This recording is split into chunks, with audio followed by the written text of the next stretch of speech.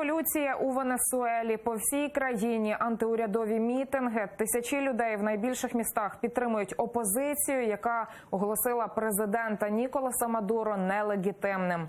Владу на себе тимчасово перебрав глава Національної асамблеї Хуан Гуайдо. Про це він заявив на мітингу опозиції. Його вже визнали лідери ЄС, США, Канади, а також більшість латиноамериканських країн. Мадуро назвав опозицію маріонетками США, заявив про розрив дипломатичних відносин зі Сполученими Штатами та закликав військо, поліцію і своїх прихильників до спротиву. Силовики, які підтримують Мадуро, відкрили вогонь по протестувальниках. З міста Ла-Гуайра повідомляють, що поліція розстрілює житлові будинки, є поранені. У сутичках лише учора загинули 16 людей, понад 1,5 сотні заарештовані. Протести у Венесуелі почалися одразу після президентських виборів торік навесні. Перед ними всіх критиків режиму або заарештували, або змусили залишити країну.